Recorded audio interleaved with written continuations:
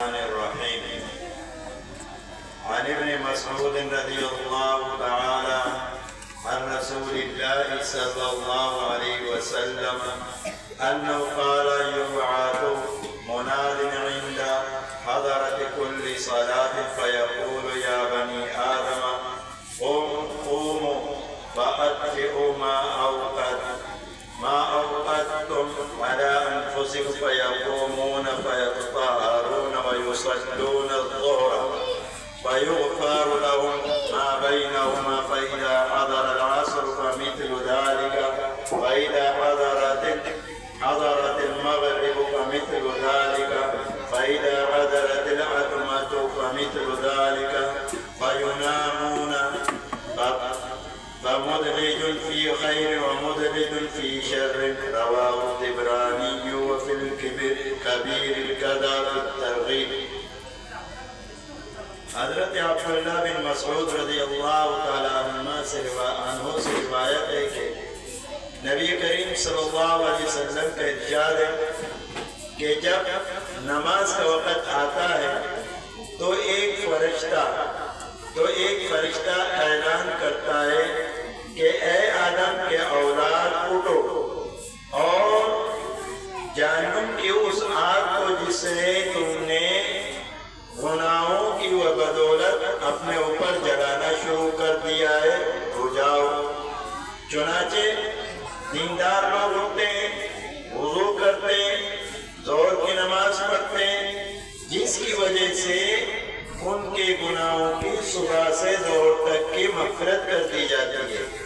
اسی طرح پھر عصر کے وقت، پھر مغرب کے وقت، پھر عشاء کے وقت، ہر نماز کے وقت یہی صورت ہوتی ہے. عشاء کے بعد لوگ سونے میں مشغول ہو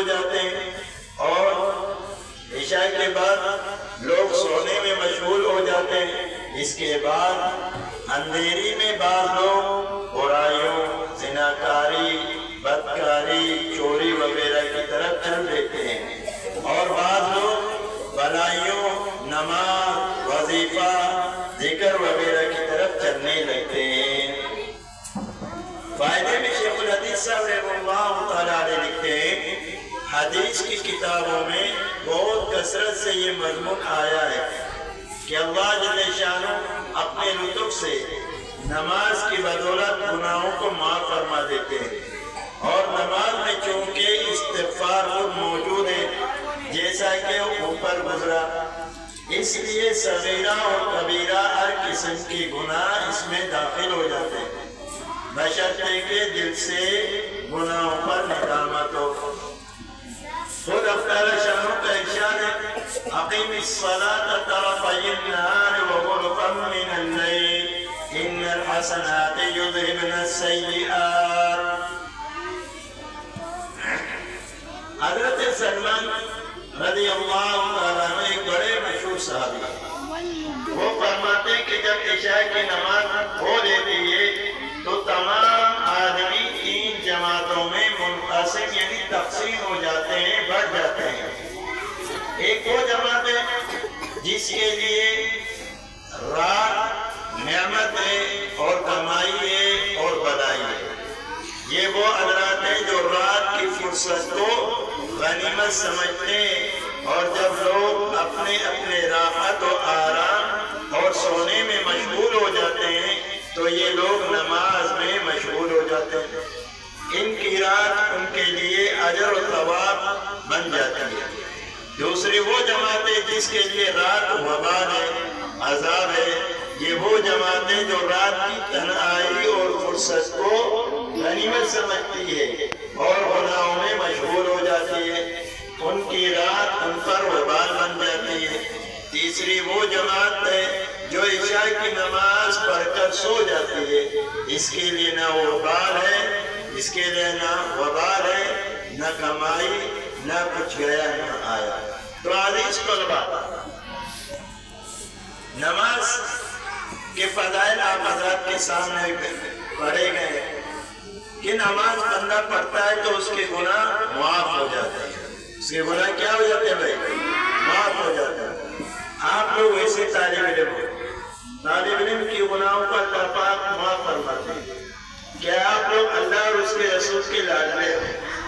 اللہ جل جلالہ امن والوں، جو شخص فجر کی نماز پڑھتا ہے فجر سے لے کر عصر ظہر تک، اگر اس سے کوئی گناہ ہوا ہو تو اللہ جل شانہ اس کے گناہ کو معاف فرما دیتے ہیں اس نماز کے پڑھنے کی وجہ سے۔ ظہر کی نماز جماعت کے ساتھ پڑھ لی اور عصر کی نماز اب پڑھ لی، اب ظہر سے عصر تک جو گناہ ہوئے، خطا ہوئے، غلطیاں ہوئی ہیں، اللہ جل شانہ عصر کی نماز کی وجہ سے ظہر کے اور عصر کے درمیان کے گناہوں کو معاف فرما دیتے ہیں۔ اسی طرح مغرب اور عشاء، مغرب جس نے پڑھ لی عصر اور مغرب کے درمیانی گناہ، درمیان میں جو گناہ ہوئے ہوں ان کو معاف فرما دیتے ہیں۔ ہر نماز کے بعد یہی صورت ہوتا ہے، اور حدیث میں آتا ہے، کہتے ہیں جو شخص وضو کرتا ہے، وضو کرتے ہوئے جس اعضاء کو دھوتا ہے، اس اعضاء سے وضو دھوتے ہوئے جو گناہ ہوئے ہوں، وضو کرتے وقت اللہ پاک اس اعضاء سے اس گناہ کو دھو دے کے ختم کر دیا۔ مثلا کسی نے گناہ کیا آگ سے، اب وضو میں آگ ہوتا ہے تو دھوتے وقت اللہ پاک آگ کے گناہوں کو معاف فرما دیتا ہے۔ منہ سے، زبان سے کوئی غلطی کی، آنکھوں سے کوئی غلطی کی، بات سمجھ میں آنی، جب وضو ختم، جیسے وضو ختم ہو جائے گا اللہ پاک اس کو گناہوں سے پاک صاف کرتا ہے۔ مگر علماء فرماتے ہیں، محدثین نے لکھا ہے، مفسرین نے لکھا ہے، کہتے ہیں اس سے صغیرہ گناہ معاف ہو جاتے ہیں، چھوٹے گناہ معاف ہو جاتے ہیں، بڑے گناہ ابھی باقی ہیں، بڑے گناہ بغیر توبہ کے معاف نہیں ہوتے۔ تو نماز کے آخر میں دعا پڑھتے ہیں نا، ربنا ظلمنا انفسنا وان لم تغفر لنا، یہ، اور دوسرے ربنا آتنا والی دعا پڑھتے ہیں یا اور کوئی دعا پڑھتے ہیں، تو نماز کے اندر جو درود شریف کے بعد ہم دعا پڑھتے ہیں اس کے اندر خود استغفار موجود ہے۔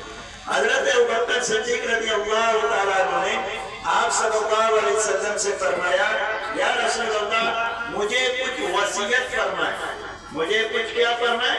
وصیت پر نصیحت فرمائے۔ آپ صلی اللہ علیہ وسلم نے فرمایا، نماز میں درود شریف کے بعد کی جو دعا ہے اس میں اس دعا کو پڑھ لیا کرو، اللہم انی ظلمت نفسی ظلما کثیرا وانہ لا یغفر الذنوب، یہ آخر تک اس دعا کو پڑھ کے، اس دعا کے اندر خود استغفار موجود ہے، استغفار موجود ہے۔ بات سمجھ میں آ رہی ہے بھائی؟ تو عزیز طلبہ اس دعا کو پڑھ لیا کرو، درود شریف کے بعد اس دعا کو پڑھ لو، یا رب اجعلنی مقیم الصلاۃ ومن ذریتی، قرآن کی آیت ہے، یہ دعا پڑھتے ہیں اکثر لوگ۔ تو آپ صلی اللہ علیہ وسلم نے حضرت ابوبکر صدیق رضی اللہ تعالیٰ عنہ کو کیا وصیت فرمایا کہ اے ابوبکر، نصیحت فرمائی کہ اے ابوبکر، نماز کے اندر درود شریف کی بعد کی دعا ہے، اس دعا کو پڑھ لیا کرو، اس دعا کے اندر توبہ و استغفار بہت موجود ہے۔ تو عزیزوں، یہ ہم جو نماز پڑھتے ہیں نا، اس سے چھوٹے گناہ معاف ہو جاتے ہیں۔ اس سے کیا معاف ہو جاتے ہیں؟ چھوٹے گناہ معاف ہو جاتے ہیں۔ تو باقی جو گناہ ہے ان سے کیا، ان سے گناہ معاف ہو جاتے ہیں؟ باقی وہ جو بڑے گناہ ہیں وہ توبہ سے معاف ہوتے ہیں۔ ابھی فرماتے ہیں کہ عشاء کی نماز کے بعد تمام لوگ 3 جماعتوں میں تقسیم ہوتے ہیں۔ ایک وہ جماعت جو نماز کے بعد کیا کرتا ہے، نفلوں میں مشغول ہو جاتا ہے، قرآن کی تلاوت میں لگ جاتا ہے، استغفار کرتا رہتا ہے۔ اب اس کے لیے کیا ہے، اگر یہ سو جائے سنت کے مطابق سو گیا، اب اس کے لیے رات نعمت بن جاتی ہے، اجر و ثواب کی صورت بن جاتی ہے، اس کو کوئی گناہ نہیں ہوتا۔ اب ایک جماعت وہ ہے جو کیا کرتے ہیں، رات کی فرصت کو، تنہائی کو غنیمت سمجھتا ہے، لوگوں کی دیواروں پہ ٹاپ کر جاتا ہے، چوریاں کرتا ہے یا ڈکیتی کرتا ہے رات کو کھڑے ہو کر راستوں میں، تو ایسے لوگوں کی رات وبال بن جاتی ہے، ایسے لوگوں کی رات کیا بن جاتی ہے؟ وبال بن جاتی ہے۔ قیامت کے دن ان سے اس رات کے بارے میں سوال کیا جائے گا، ہاں بتاؤ بھائی رات کو تم کہاں بدماشیاں کر رہے تھے، یا پھر رات بھر کیا دیکھا، ٹک ٹاک دیکھا، رات بھر یوٹیوب دیکھا، رات بھر فیس بک میں وقت گزارا، ہاں انسٹاگرام میں وقت گزارا،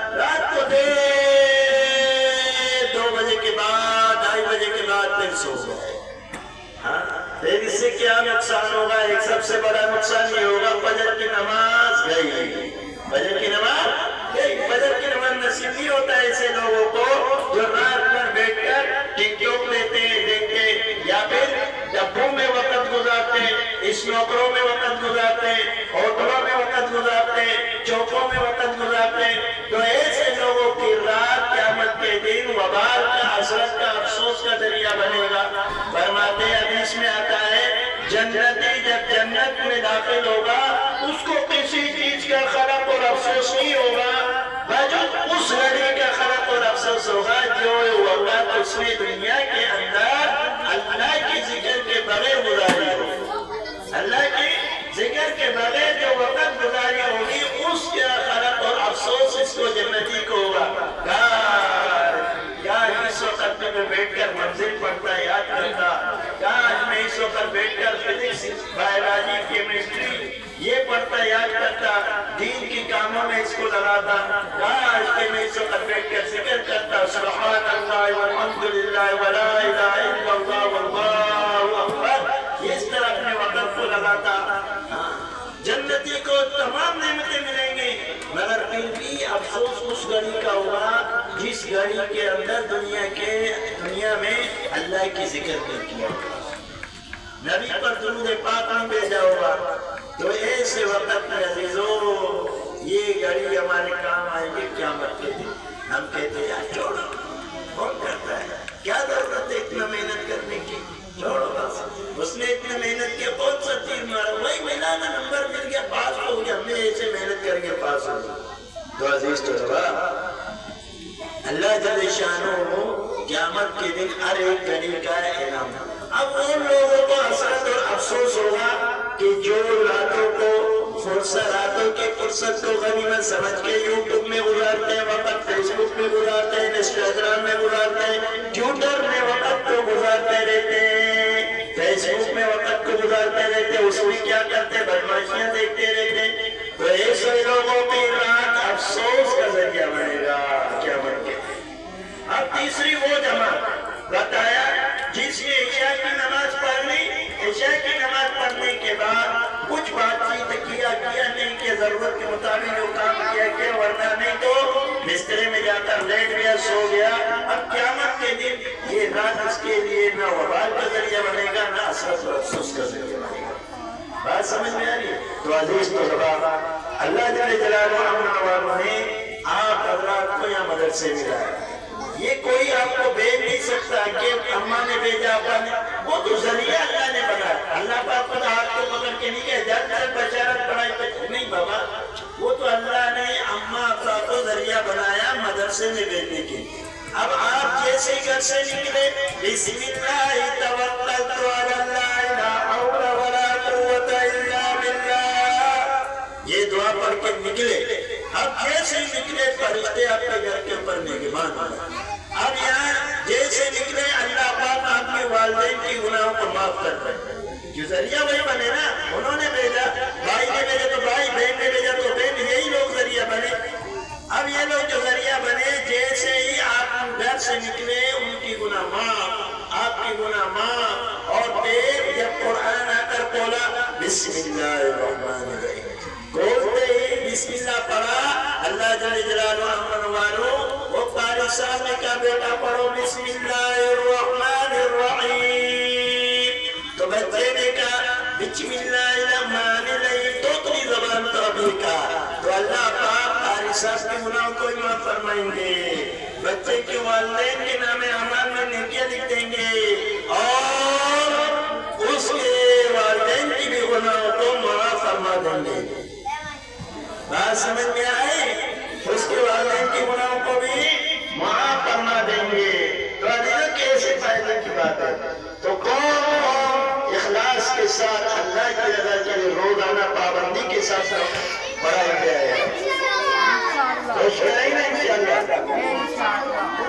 تو عزیزوں آپ لوگوں سے میں گزارش کرتا ہوں نماز کا پابند ہو جائے، نماز کا اہتمام کرنے والے بن جائیں. نماز کا اہتمام کریں گے تو اللہ کی خیر و برکتیں آپ کے اوپر نازل ہوتے رہیں گے اور آپ کے علم کے اندر برکت اللہ پر ڈالے گی. بات سمجھ میں آ گئی سب سے؟ سبحان ربك رب العزة عما يصفون وسلام